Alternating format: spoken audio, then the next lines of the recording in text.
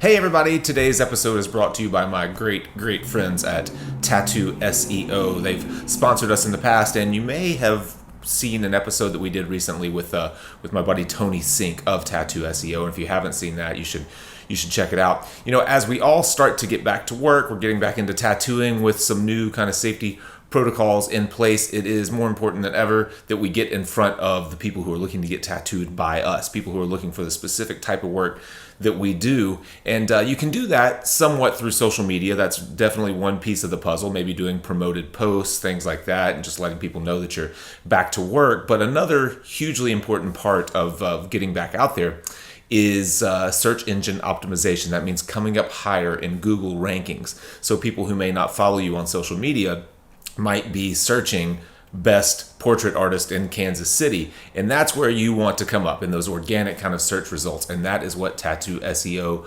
does best. They make sure that you come up in organic search results. It's people that are doing this work. It's not algorithms that they're plugging in. They're physically going in and finding artists and adding the tags and the keywords and doing all the things that it takes to make sure that you come up in people's search results, which is important and will continue to be important indefinitely. Right now, Tattoo SEO is offering a 1-month free trial of their artist package. Now, this is a first come, first serve offer. It won't be available long, so click the link in the video description below to learn more and to see if you qualify.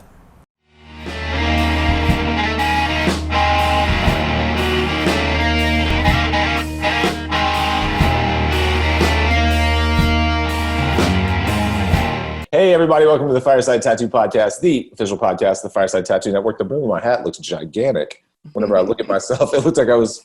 I'm Jake Meeks, this is Shelly Dax, and we're in full quarantine podcast mode. Woo.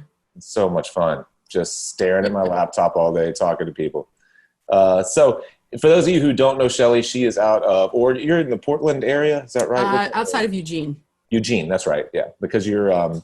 Yeah, we talked about it. So for those of you who don't know Shelly, I was recently interviewed by Shelly for her Tattoo Sisterhood Revolution. Did I put those words in the right order? Tattoo Sisterhood Revolution.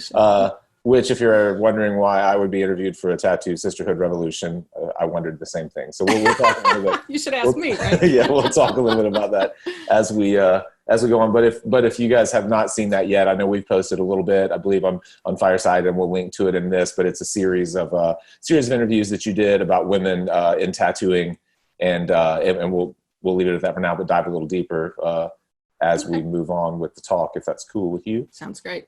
So, born and raised in Oregon, is that right? No, I was born in California. I'm one of those transplants, but I've been here for over 20 years. Yeah. Okay. And you started tattooing, I know you've told me, but I can't remember how. 14 years ago, more than 14 years ago. Yeah, now. Okay. So in Oregon, you started in Oregon. Yeah. Okay. Yeah. What were you doing before that, and how did you end up falling into tattooing? I actually was in theater. I was a theater manager for a while, and I was the director of a theater youth troupe. And I worked at a theater too, as the administrator for a couple of years too. Okay. And right before I started tattooing, I was actually in school studying arts administration because that's what I thought I was, going to have to kind of go into to stay involved with art and make money, that's sort of where I ended up. But before that, theater, all the way from lighting to costume design, scenic painting, set painting, just everything, directing, acting, singing, always involved in art and theater, even from a young age. Even when I was a kid and a teen, I did a lot of that, and drawing, etc. But anyway, then I was in school and I was in school for a couple of years. And while I was in school, I was studying writing, theater, and arts administration, was the more serious part of that. Mm-hmm. And then, it's weird. I had taken a break and I went to upstate New York, and I was teaching theater at a camp up there to youth. And I was gone for several months, and my partner and my daughter decided to get tattooed while I was gone. And she was actually 16 or 17, maybe. See, I think she was 16. So she shouldn't have been getting a tattoo, obviously. But anyway, they were all excited. They were like, we got tattooed. Can't wait till you come home and see this. And when when I got home and I saw their tattoos, I was like, oh my God, they're horrible. They Oh were no. horrible, right? They were just terrible. Crooked. One of them was crooked too, like lower back crooked. Oh yeah, yeah. And so that was really the first time I went, if I knew how to do this, I could do so much better. Because Yeah. I've been an artist my whole life, right? Right. So that was the first thought. So you had never considered tattooing before that, like one way or another? Not getting into it, but just you never thought about tattoos really one way or Just, another? yeah, didn't really think about it. I mean, of course, I loved them and I admired them and I thought they were awesome, but I didn't necessarily think about me doing it. I've been an artist, though, painter, drawing, sculpting, everything for years and years and years. So, but yeah, hadn't thought about tattooing until that moment. And then it was like, boom. Yeah. And then I started, of course, looking at magazines and doing all kinds of things and trying to figure out what to do. I, like many other people, ordered a kit and, just like crummy, started tattooing vegetables and all that jazz. But Do you remember where you found your kit? What it was? Or did it come from like a mail order catalog? Was this internet? Was this pre-internet? this was internet. I mean, the internet was going on, but could you order tattoo stuff online at that I time? want to say it was probably Amazon, if I can remember correctly. Okay. And it was $30 or $40 probably Yeah. for the whole thing. Yeah. It was pretty bad. Yeah, and then I practiced tattooing on my partner's butt. Oh, yeah. Which was hard, right? You know how hard it is to tattoo a butt, but it was kind of like I'm just wanted to hide it in case it was awful, and it was. Yeah. So there you go. Yeah. What was the tattoo? A lizard. Oh yeah. Still haven't even fixed it all these years later. Right. Probably 3 of my first 15 tattoos were lizards for whatever reason. I don't know why that is. Yeah, isn't that weird? I don't know. Yeah. Maybe it was popular back then or something. Yeah. Anyway, Yeah. so then, but of course, during that time, I was also figuring out, in the state of Oregon, you actually have to go to tattoo school. It's a whole different thing, and it's cost money, and it's, whatever. And at the time, tattoo schools had maybe been around for 4-ish years. So they were just kind of transitioning from the old school apprenticeship style. Do you remember what made that? So that happened before you were in tattooing. Do you remember what made Oregon make that decision, or have you researched why that came about? A little. There was not too much, honestly. I really don't know, but it was definitely about cases that where people had gotten infections and things were being reported, and people were tattooing people under 18, and it was motivated by a lot of that. Sure. Yeah, and even before that, even since like 95, they had licensing requirements, but it's just that it got much stricter, by having to attend school. Yeah. And so the truth is, though, and I've talked about this elsewhere, that my experience was not good. It was still pretty bad. It was in the still, tattoo school. Yeah, it was still people coming out of apprenticeship style, and so it was still similar to that. Mm-hmm. Yeah. What can you talk a little bit about? I know you don't want to talk about whoever you apprenticed or whatever school you went to, but what were some of the shortcomings of like of a tattoo school? What did it look like for people? I'm amazed, just as a side note, we've talked a lot about Oregon and tattoo schools in Oregon, and I've been up there a lot and tattooed in Oregon, but a lot of tattooers around the country had no idea that was even a thing, that tattoo schools were required. So it has been for quite a while. So for people who don't really know what that means, like compare it to a traditional apprenticeship or to another type of school, like right. Like beauty school, or is it what's it? I mean, kind of. I mean, I guess that would probably be the closest thing is barbering or beauty school, because it's a private career school, and that's all kind of lumped under the same category in Oregon. Mm-hmm. So for me, because I didn't know any differently, because I just immediately knew there was tattoo schools, I didn't really realize at first that there was a whole different thing out there in the world, and that there's only 4 states in the United States that require going to tattoo school, and they're all various hours and things and whatever. So when I did go, I mean, I was like, oh, okay, this is cool. It's a school. But then it was so lackadaisical. It was nothing, right? I mean, I was in college before that. So I thought it was going to be this, classes, a professor, whatever. I don't know what I thought. Right. And it wasn't like that at all. And it was filled with, misogyny and just, it was not a good atmosphere. And the very first day we were there, the guy who was teaching us said, He was thinking of putting together a mobile tattoo studio, which was just like a brand new idea in Oregon at that time. And he just looked at all of his students and he goes, if you steal that idea, I'm going to fucking poke your eyes out. You know, like that was day one. And I'm like, hey, okay. I don't know what I got myself into here, you know?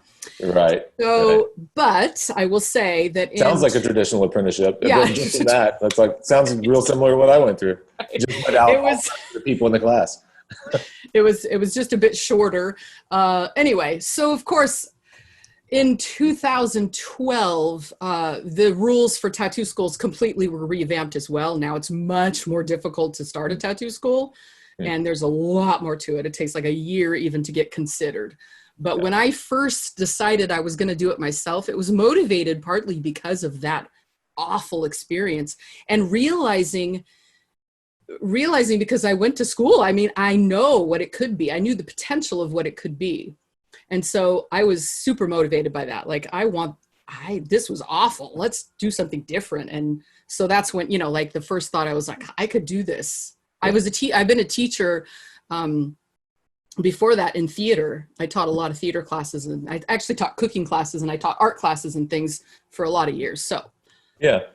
So we hadn't introduced that yet. You actually have run your own tattoo school. Talk a little bit about the transition. So you went through transition. You went through tattoo school. You tattooed, I assume, under the folks that you went to, you have to sign some type of a contract. Oh, you didn't have to do that at that point? No. In fact, okay, so I can describe what tattoo school is now, you know, versus back then. It was very loose. There wasn't much there. It was probably more like what you're saying, a traditional apprenticeship, what I've heard from other people. It was a lot like that. And then, so essentially when I left there, I did not talk to one of those artists again. I was like done, because it was just such an uncomfortable and unhappy and blah, you know, place. So I got out of there, started tattooing. And of course I did what everyone tells you not to. I tattooed on my own and just started my own little studio. I was like, fuck that. I don't want to deal with that. Yeah. So I just kind of did my own thing. And then I was struggling at first, obviously, being alone. It was very challenging. I had a tiny little room in the back of my partner's printing business. And so that part was fine. That was cool and everything. But yeah, it was a struggle. I mean, trying to find information back then was so hard. It's so different now. But anyways, so then, so over the time of just tattooing by myself, trying to figure things out, probably like a ton of people, a lot of the people that I've talked to, same thing, that just either couldn't get an apprenticeship or whatever. They ended up teaching themselves. Well, so, you know, fast forward into when I decided I was going to actually do my own thing. It was because somebody kept asking me, will you teach me how to tattoo? Will you teach me how to tattoo? And I'm like, well, you know, I can't. There's got to be a school situation here. So that's when I started looking into it. And I, like I said, spent probably almost a year just jumping through hoops and the red tape and all this stuff. And it was right when it was changing, right when the state of Oregon was changing the laws.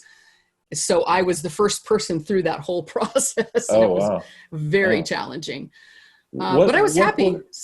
What were the, so you're talking about the state changing the laws. I assume that, do they have a specific type of curriculum that they want you to follow? Is any of it drawing related? Is it all like bloodborne pathogens and sanitation? Because, you know, in an apprenticeship, like our health department is involved, and they give the apprentice license, you know, in Tennessee, for example, for a year. But really the only involvement that they have is that you are apprenticing under a licensed artist, meaning that they've inspected that shop, but they, you know, they really know nothing about the artist other than the shop they work at. And then also that you pass a bloodborne pathogens exam. And that's really like the extent of their involvement. Is it similar? That's it? Yeah. Yeah. Is it similar in Oregon? So they have a curriculum they want you to follow. I mean, so they have, it's required that you have to do 360 hours. So there's the hours that are required. And then they have 10 subject areas where you have to teach within those subject areas. And when you're applying to be a school, you have to put together some kind of outline of your curriculum, and you have to say what you're going to teach. And then when the student graduates from the school, they have to go to the state and take a licensing exam. And the exam covers mainly the same topics, 150 questions, whatever. They don't have you tattoo. I mean, the truth is the state is mostly concerned and worried about sanitation, Sure. And all of that. But then they also want to know that you know a little bit about everything. So there is still it's kind of up to the school to really decide what that all means. And so that's where, it got really tricky. When I started trying to put together a curriculum, I looked around me and I was like, I knew what I had gone through and I was like, so I was like, I know what textbooks look like. I know what curriculum looks like. I want to put together something good. So I spent a lot of time researching and pretty much came up against the fact that there wasn't a lot out there. Right.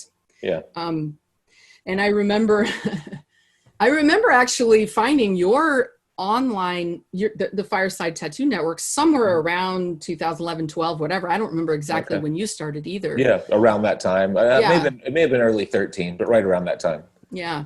So I became a school in 2011. Okay. And so, I found you a little after that, which was why I started telling my students, go to this guy. It's super cool.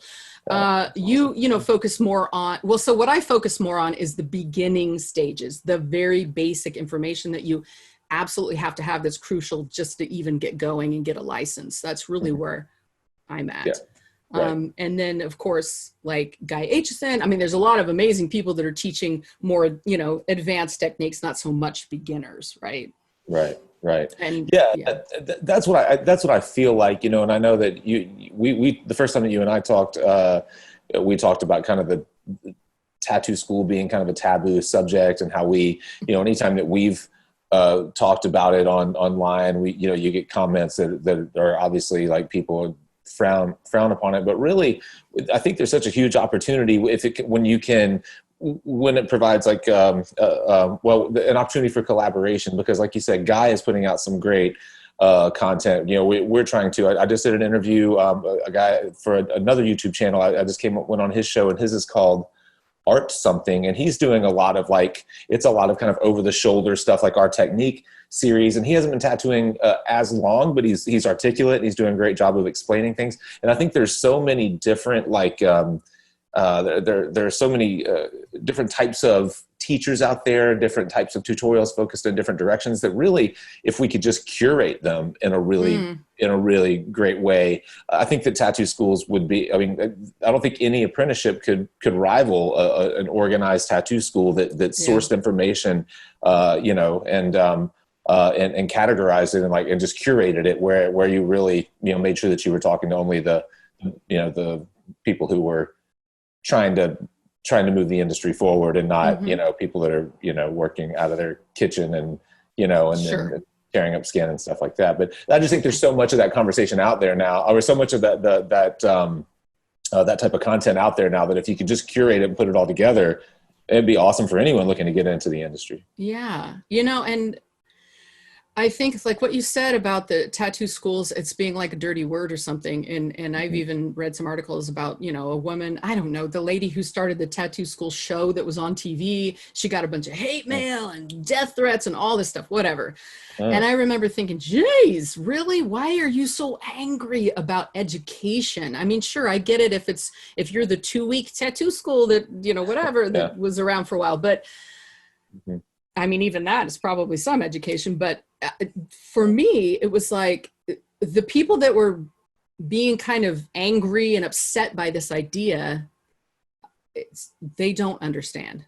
What you just said, that would be excellent. Excellent. I mean, why? We're trying to educate people better. And the people who've made those mean comments and things that I talked to you about before, it's like, you don't even know what's happening here. I'm not teaching scratchers how to go in their garage, whatever. It's nothing like that. It's literally, you saw my book too. Like it's the basic information to get started tattooing safely and with adequate skills to get going. It's not the end all be all.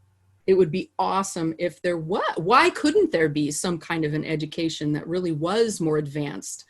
Right. There are in many other, photography, painting, whatever, there's many courses that everything is put together. Why not this too? Yeah. Yeah. And the only the only reason that I can come up with, or that people share, is that, well, for one thing, it's like this kind of respect for the history of tattooing or something like that.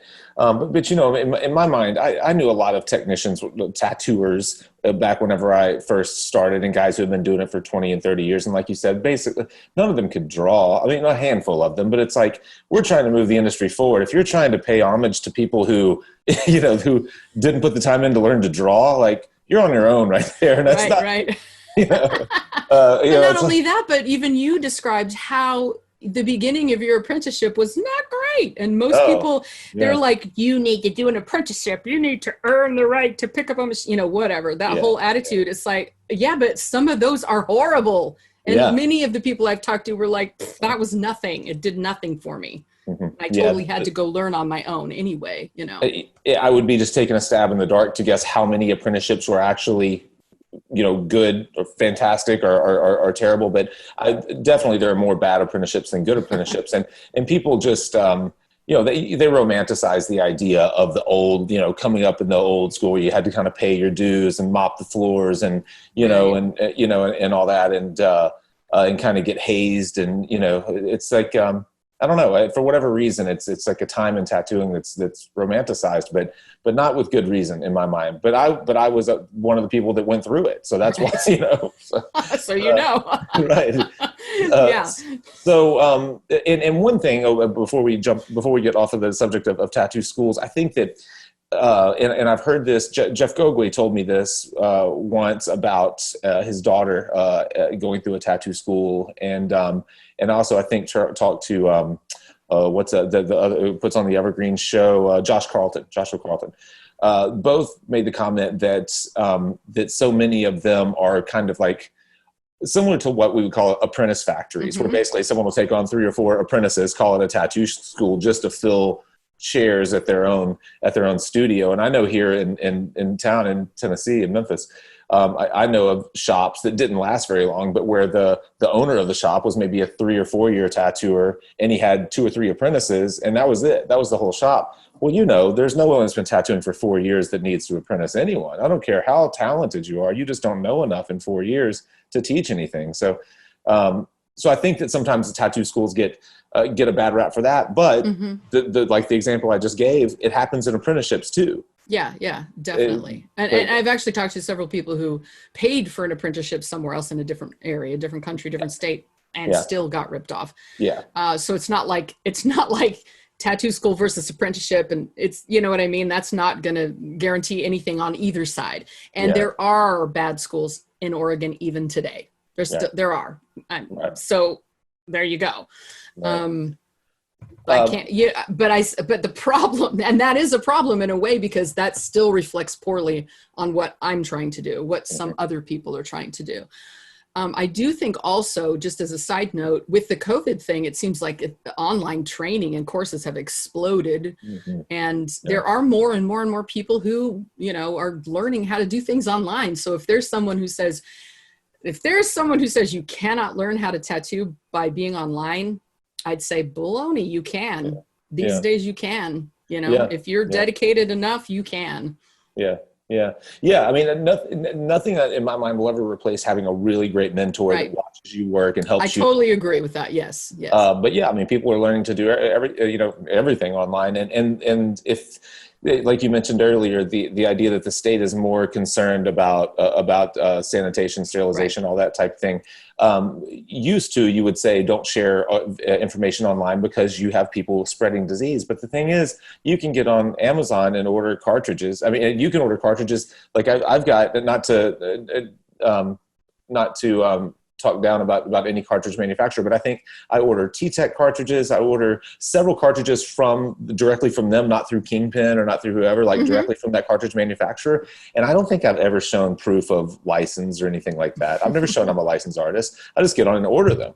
Well, so and they're $1 a piece or less, or whatever they are. So the idea that people are like making needles and boiling them and, you know, scrubbing them with whatever, bleach or toothpaste or something, and tattooing, it's not happening. It's way more work to do that than it is just to buy a pre-sterilized blister pack needle and tube. You know what I mean?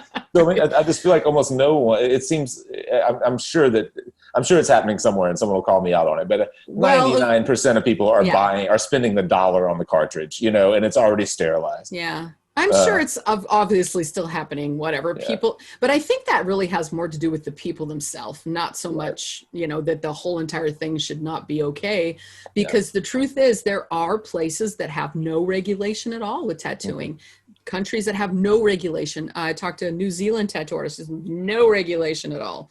Yeah. So in those places, then you've got to do something, right, to teach yourself or whatever if you decide to get into this industry. Right.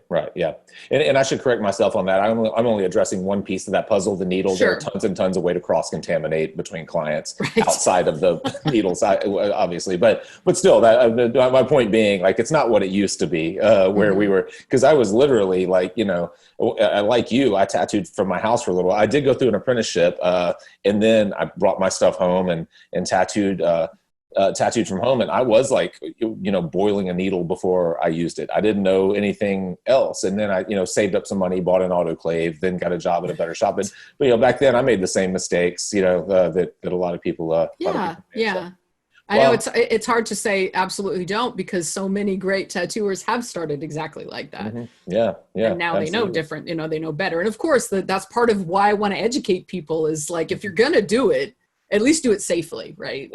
Yeah, absolutely.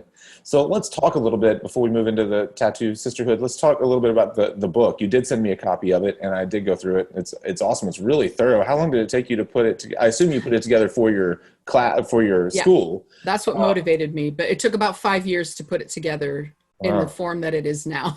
Yeah. And honestly, it was really interesting because of the fact that there wasn't a ton out there. Like, I had to look up a lot of stuff and just sort of, source, you know, sources. I had to just kind of find things in books and find things online or whatever, just to like put together what I'm saying about safety, sanitation, skin, whatever the issue was. Took a lot of work. Lot of work. There was a few times where I'm going to be honest with you, Jake, during that time, I didn't look at other people's tattoos. I didn't look at what other people were doing. I had to keep my head down, because every time I'd see one of your videos or someone else, Jeff Go, or anybody doing something amazing, I'd be like, oh, I need to put that in here. You know, like I would have never gotten it done if I didn't finally say, okay, basic information only. Right. And, you know, later on we'll, you know, make a second edition or something like that. But I had to keep my head down, and it was a lot of work. I melted down a few times during I'm sure it looks like it was a lot of work. I go through phases, probably just of insecurity and things like that, where I do the same thing. I can't look at other people's work. People will say like, oh, did you see so-and-so's interview on whatever? And I go like, I don't look at other people's interviews. And I think it's because I don't want, you go through phases where you just don't feel like you're putting out, like nothing fresh is coming from me. You know what I mean? Like, I feel like I've exhausted everything I have to say. And rather than like looking at other, whatever, tattoo podcasts or tattooers, I feel like it'll just make me feel worse. So I try to just like bury my head in the sand.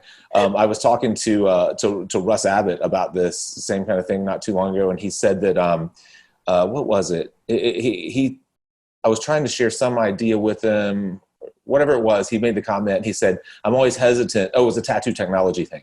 And he said, I'm always hesitant to have these discussions with other tattooers because I'm afraid that I've had a similar idea before and I might want to pursue it. And then if I don't want them to influence me or them to think that I took an idea from them. So I just try not to listen to any other tattoo technology, anything.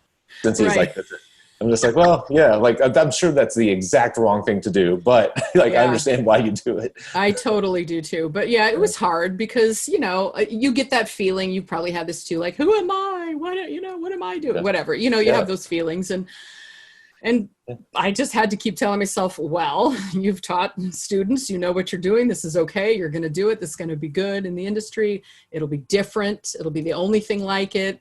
Just do it, you know? And then when I sort of like came out of that phase, which was about November of last year, I was like, okay, let's see what everyone's doing. You know, look around. And then it was like, then I became like, okay, now I want to see all these other people. And that's why I did this other event, because I wanted to actually like connect with people and see what everyone else is doing, you know? Yeah, absolutely. Do you still have the books available? Are they for sale, or are they just for your school? Or no, they're online. They're on Amazon. We'll make sure to drop that which in as well. Is a reason.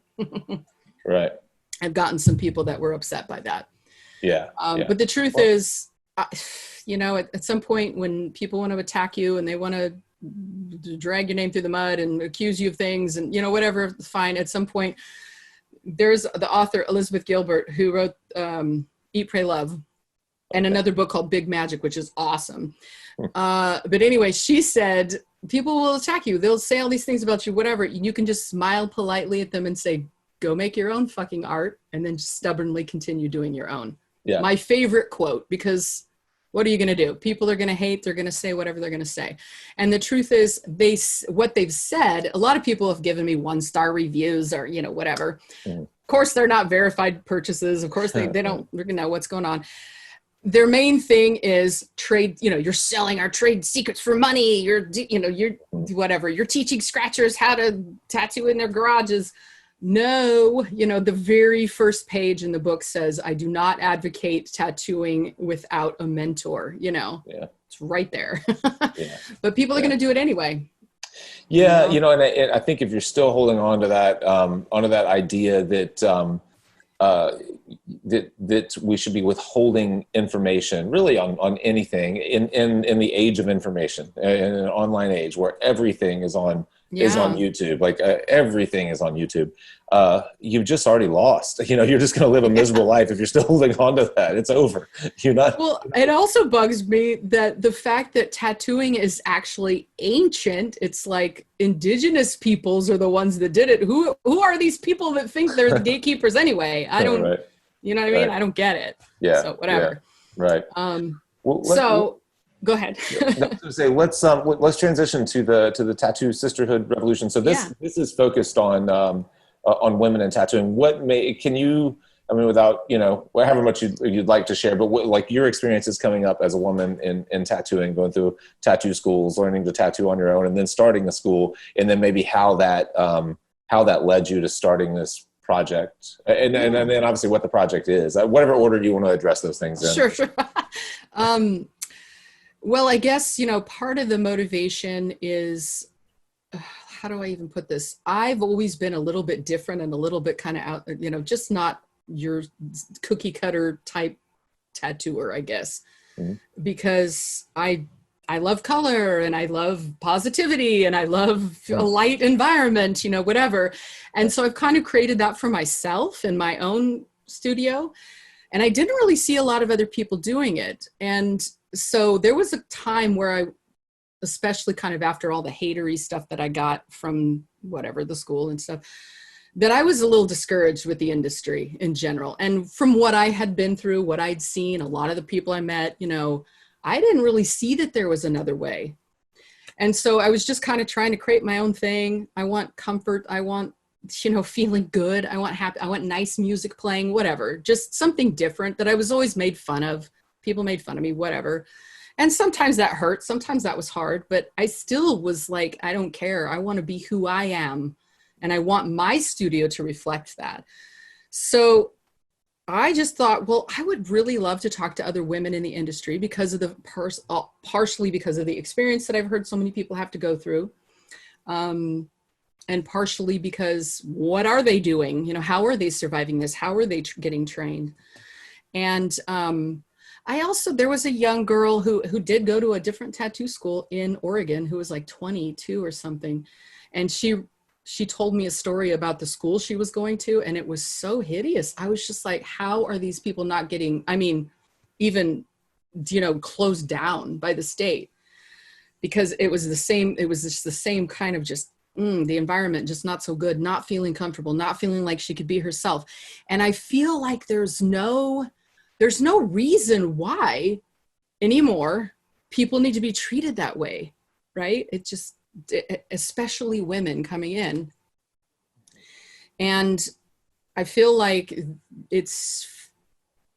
I don't know, like it was kind of like my weird mission and passion to make it more of a comfortable place for women to be. So I decided to put this together back a few months ago. It was someone else's idea actually for me to try to do something like this. And I thought, well, give it a whirl. It was a tremendous amount of work. But anyway, the Tattoo Sisterhood Revolution, I came up with the name and I was like, yeah, that's perfect, because I really feel like things need to evolve. And I especially am very sympathetic with these young women, especially who go into these situations and feel vulnerable. And I'm talking about a tattoo school in Oregon still. There's no guarantee that that's going to be great either. But they go in and they're young and they're vulnerable and they want to learn and they look up to the person who's the mentor and they want to do what they say and they want to follow, you know. So just the idea of let's speak up and talk. And I was so impressed when I started talking to these amazing women and realizing, number one, they had some of the same thoughts I had, and they already started their shop, or they created their studios to be more comfortable and friendly and maybe even feminine to some degree, you know. And there was so many women who were just like, yeah, I kind of just had to get out of that and do my own thing because I couldn't take that. The other part of it is also a lot of people who've been to art school or they've gotten a degree in art or something. They know that it can be different. They know that it doesn't have to be that kind of a training just because it's tattooing. Tattooing is still an art form, right? It's an art form. It has its own tools, just like paintbrushes or, you know, whatever. So I really liked that thought. And I've met some incredible people in this too. And I think, and you said earlier, why you? Why did I choose you? Right, yeah. Because I didn't want to be completely like, no men, you know, because it's not like I love men. Men are great. I have 2 sons. I mean, it's nothing to do with that. It's just that there is this element, and it does happen to be more of a masculine thing, and it does happen to be out there. And so because you happen to be an example of a guy who was extremely generous and kind and were able to share all of this stuff online with people, you know, and from your heart, and you met with so many different people. I just thought you would be a great person to have. And I also have one other guy who's also just a really kind soul, you know, and anyway, so I'm kind of going on and on, but I think the goal is, it doesn't really matter if it's men or women. It's just people do want more of this kind of thing in the industry. Absolutely. I agree. I don't know if we talked about this during our interview that we did for the Tattoo Sisterhood, but I came up, not my apprenticeship, but the shop that I spent about 14 or 15 years at, basically most all of my career before I moved to my current studio, is owned by a woman. And it was, let me think, 2 men, whenever I left there, 2 men, let me see, 6 total artists, 4 women and 2 men. And so I was in one room and the other guy was in the other room. And you may remember, if you watched any of our early stuff, the other guy was David Evans. He was my old host in the early shows, kind of a heavier set guy with a big beard. And he's just this a teddy bear, a sweetheart of a guy. Anyway, so it was a very like, the shop was really interesting, and because it was the first custom shop in Memphis. They opened in '93, and it was the first woman-owned shop, and still, as far as I know, is the only woman-owned shop in Memphis.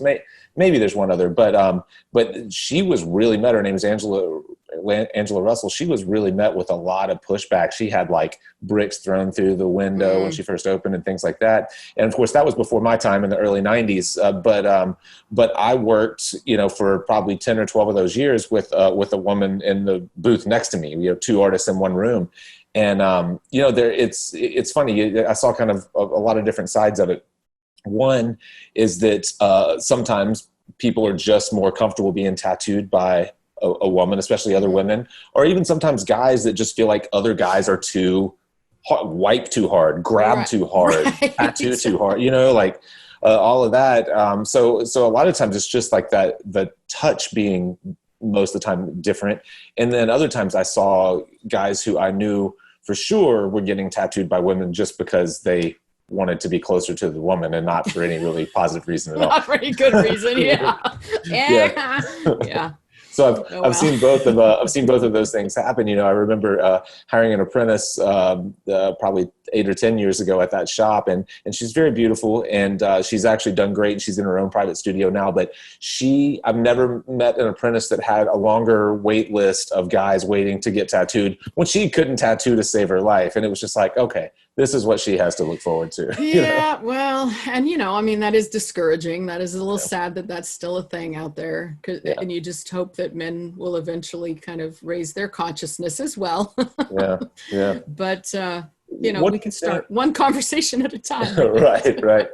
What about, because there a lot of women now have kind of risen to like the peak of tattooing and tattoo celebrity. And a lot of times it's, or most of the time, if they're at the peak, it's because they're really fantastic tattooers, but they also, in my mind, women, when they decide it's what they're going to do, they can create this like persona or aura, probably like this like character easier to me than a guy does. I mean, most every tattoo guy that I know, has like a big beard and a hat like this and dresses in all black, and they all look exactly like I can't tell one tattoo guy from another.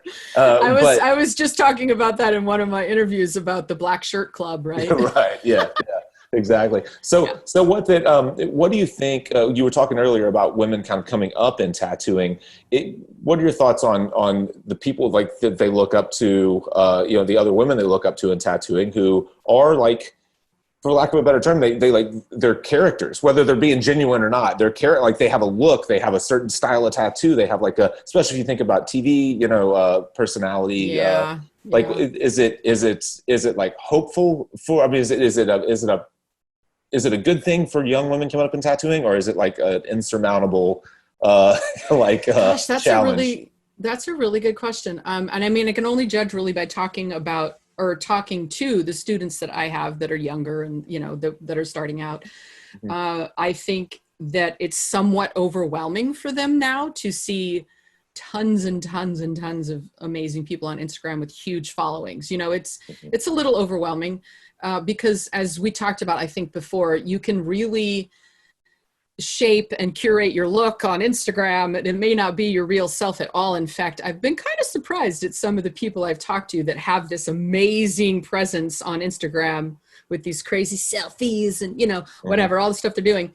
And then when you talk to them, they're very shy, very nervous, very, it's like a whole different thing. You can present yourself so packaged, so well on Instagram. So I think it's intimidating.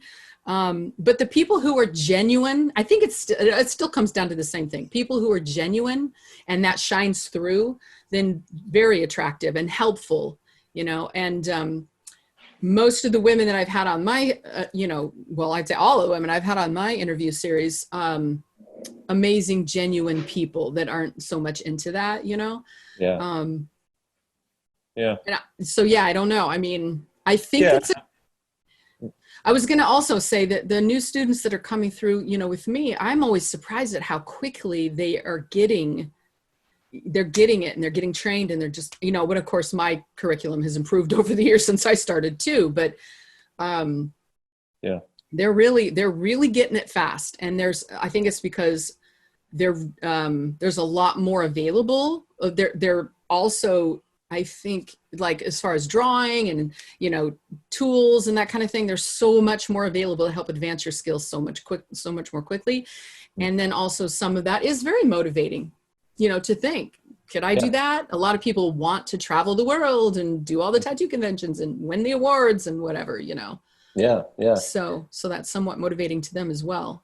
Yeah. I've heard a lot of people also saying that they do, this is kind of changing subjects a little, but that they like to go to guest spots, not so much convention as much anymore.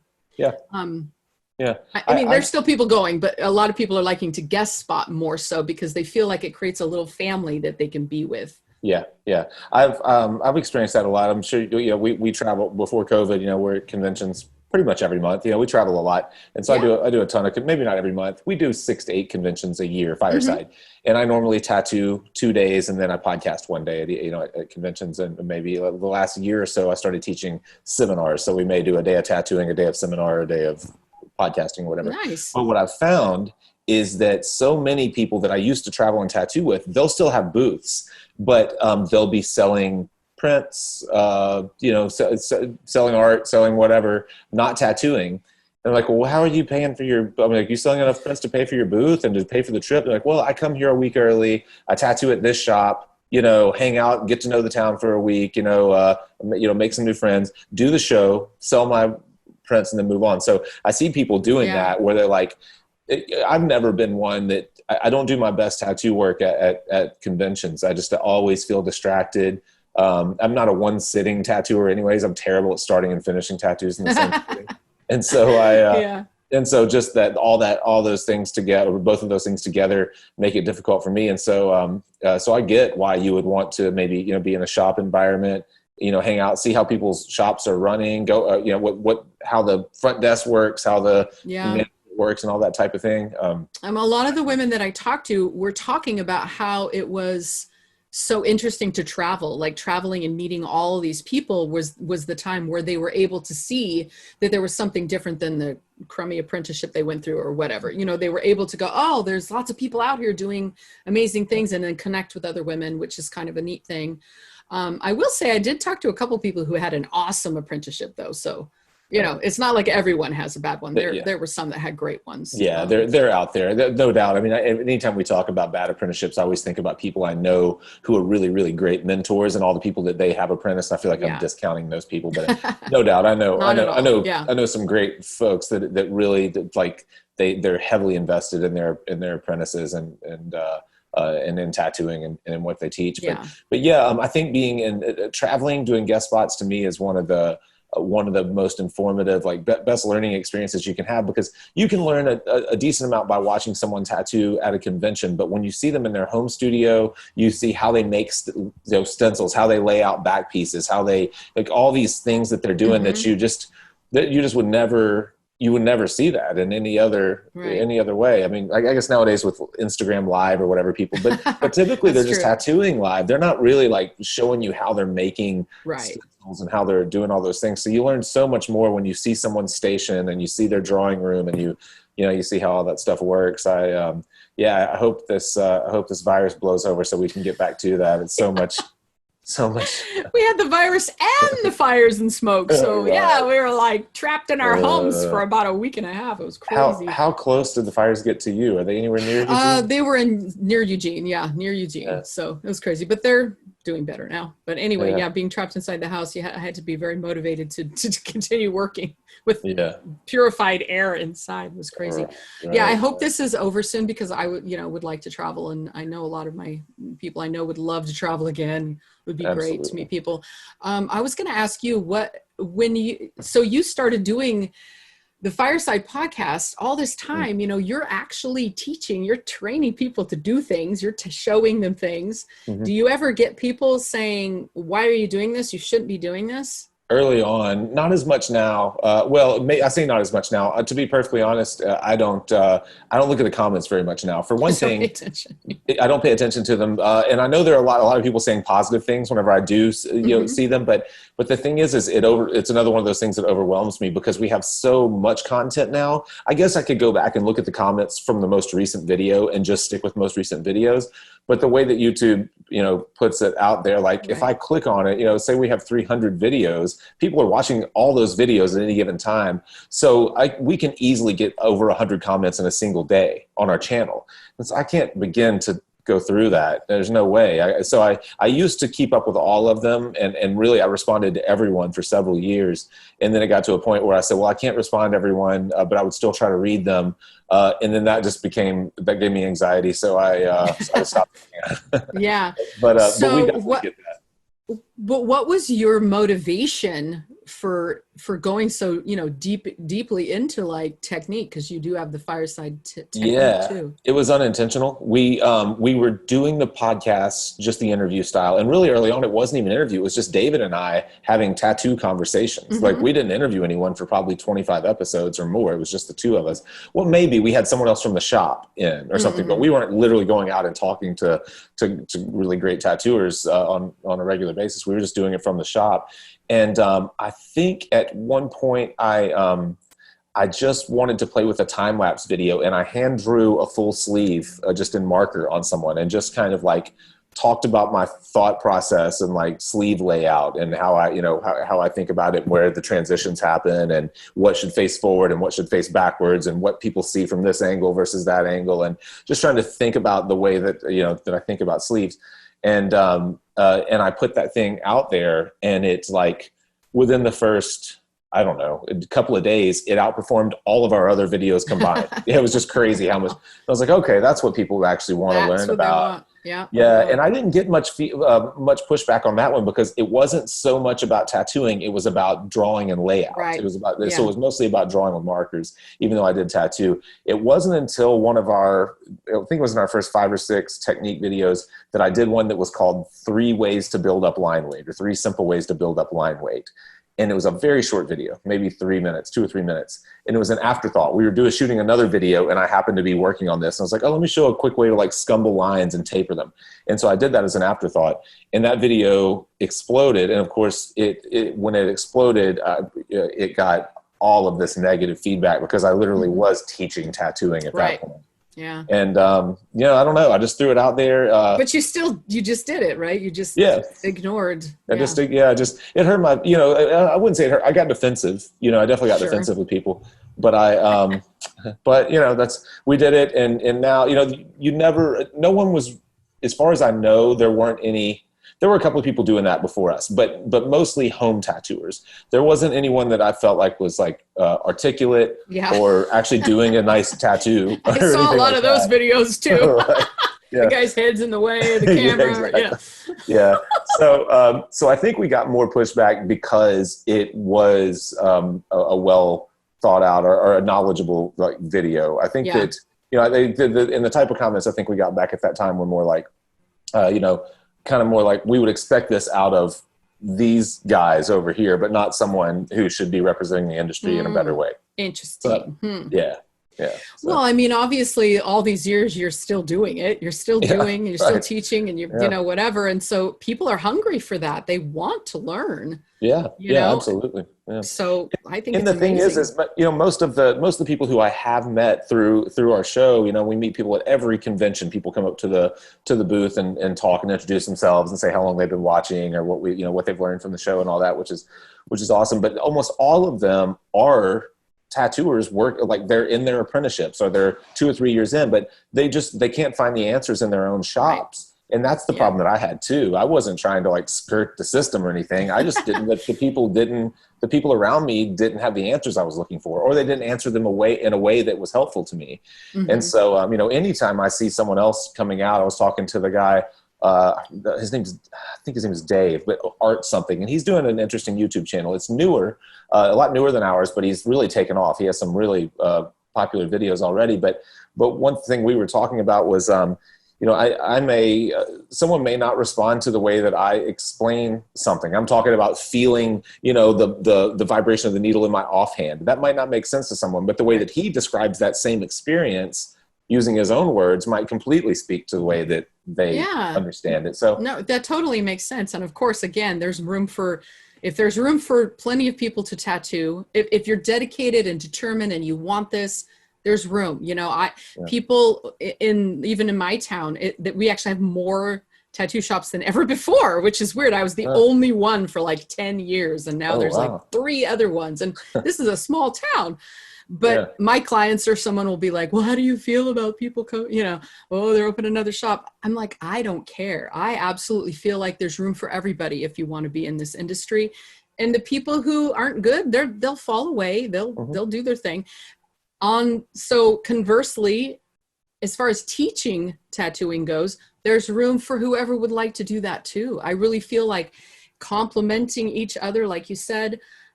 Actually, there's not, as far as I've seen, no women actually doing what you're doing and what, some other people are doing. No. So, and that might be something too that, someone would want to learn from a woman instead. I mean, who knows, Yeah. No, not really. I know, I don't know her actual name, Valentina something. She's like a Russian, Ukraine. She's an incredible tattooer, really, really next level. And she's doing some kind of, some online lessons, but they're not free. She's taking on students and they're going through realism courses or whatever. And she's posting, I've seen her posting a few things about her thoughts on the tattoo process and design process and on online learning and teaching, just on her Instagram page. And she's so thoughtful and intelligent, and English is her second language, so I can't, I'm sure so like if she seems thoughtful and intelligent in English as her second language, I'm sure she really is. But but yeah, you're right. There aren't that many, not in the format that you and I are doing in this kind of long form hang out and talk format. I know that I remember talking to, back when we interviewed Teresa Sharp, she was doing Twitch streaming that I think was like kind of a, you could ask questions and she would answer and things like that. That's funny. I thought about doing that for a while too. Yeah. I didn't never do it. Haven't done that. I always have lots and lots of ideas. It's hard to implement. Well, before we wrap up, what about your personal work, your tattoo work going forward? Are you do you get to work as much on drawing and on tattooing with running a school and doing these other things? Or thank you for asking that. I obviously haven't done as much at all in the last 6 months. Even working on the book, I definitely didn't tattoo quite as much. So I'm very excited to get back to tattooing here in the next couple of weeks, a little bit more. I am fortunate enough at this point to have really awesome clients who do like custom work, and so it's great that I can be a little more choosy about who I work with, and that. So I'm excited about that. My style is more kind of feminine, I guess, watercolor, splashy. I love Disney tattoos, and that's just what I like to do. But then I also have a bunch of other irons in the fire, and I'm putting together a book called Tattooing is Not One Size Fits All. Mm-hmm. So that's kind of where I'm going after this with some of the stuff that I've learned and heard from other people too.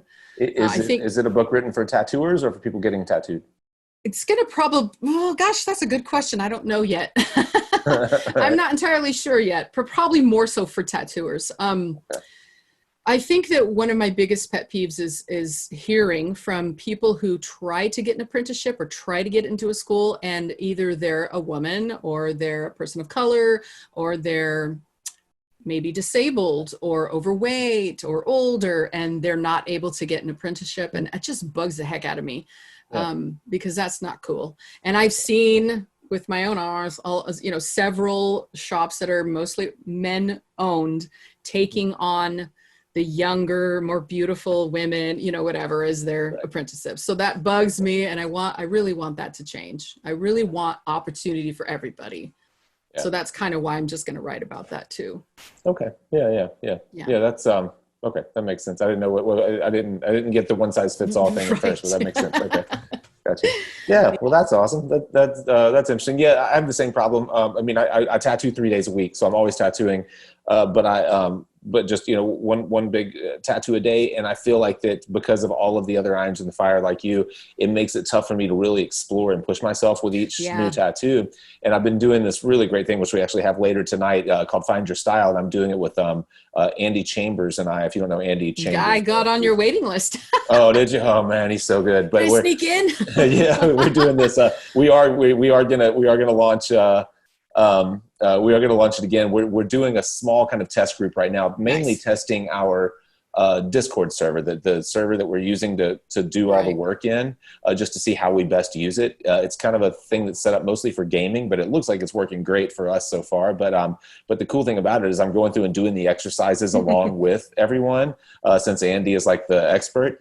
And I don't mean to quote that. He really is the expert.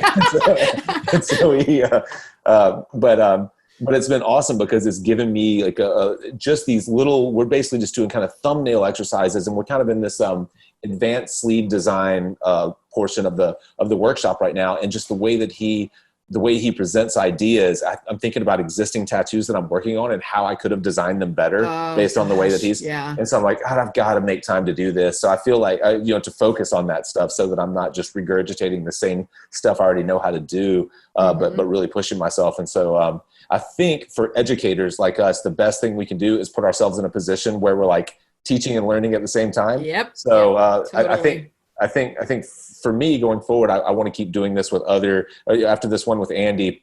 I just want to keep trying to reach out to my favorite tattooers and trying to build Find Your Style courses based on their style of tattooing. I talked to Guy Aitchison a little bit about doing a bioorganic version of one. Nice. And in my mind, that's like a way for me to kind of cheat and be able to, get in there, learn, and actually put the work in with everybody. So. Yeah, no, I mean, stuff like that is amazing. I mean, and I don't mind spending the money. You spend the money to take all kinds of courses online. I have spent so much money on things like that. And I think it's great. And I'm with you too. I want to push myself more. I want to have more time to continue to advance my skills as well. And my students have taught me more than anything else has taught me. So I love having that opportunity to be with them is amazing. They're all so talented in different ways, and their art skills are so different. It's really incredible. And then now watching so many of them out in the world doing amazing things at different shops, and what they're doing is really inspiring. Yeah. For sure. That is awesome. There's nothing like seeing people that you've helped along the way really do some great things. That's one of the most wonderful things about how long Fireside has been around, is that like some of these people that started watching us early on, I run into them at conventions, and they're better than me. They're better tattooers than I am. And they're like, oh, I learned this by watching, or I've been watching you all the way through my apprenticeship. And they think of Fireside, they think of us as like their mentors, like the same way that they think about their other mentors. And you're like, God, I wish I could take credit for that apprenticeship, because you're awesome. Like, that's great. So glad we have. That's so cool. Yeah, that's so cool. Well, on that note, of course, I have to say thank you to you as well, because you've been a part of a lot of my students too over the last few years. They're all watching you too. So I really appreciate it. I appreciate you helping to support us. So if people want to keep up with you, what are all the best ways? Instagram, website, all that kind of thing. Yeah, just shellydax.com. Straight up. Shelly Dax, or Instagram Shelly Dax, and Facebook Shelly Dax, all of them. Super easy. The shop or school is Garden of Ink. Is that the Yes. Okay. Garden of Ink, and obviously the school is just for local people. It's just for Oregon people. Yeah. Okay. But I do some online coaching and mentoring and whatever. I'd love to talk to people. I love to talk to beginners. So I'm super open to that. If people want to shoot me a message or something, I'm open. Yeah. In getting to all the interviews with the artists, that can all the Tattoo Sisterhood Revolution. Tattoo Sisterhood Revolution. Do they get to that just through shellydax.com? Or that would be tattoosisterhoodrevolution.com if you're interested in attending. It starts tomorrow and it goes for 2 weeks. And each of the interviews is released. There's like 1 or 2 each day, and that goes for 7 days. You can listen to them for up to 7 days. Cool. So it's going to be really awesome. 25 amazing speakers, including Jake Meeks. Yeah, that's awesome. Thanks. Yeah. So it goes on for 2 weeks. So this probably will not air, because we have one I think that's already coming out this Wednesday. It won't air until next Wednesday. So we'll make sure that we're dropping it today, tomorrow on our Instagram and stuff. And then that's cool. And even then, people can still. Oh, sorry. And if it is next week, people can still get in and still listen. Each episode is available for 7 days after it airs. Oh, perfect. Okay. Yeah. Okay. So we'll be able to get. So people can still come in, and of course, I'll be doing all kinds of other things too. So. Sweet.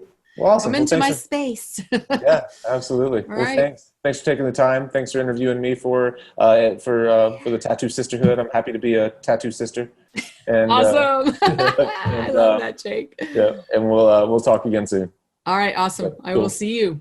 Thank you, everyone, for supporting what we do, and we'll see you next time. Thanks.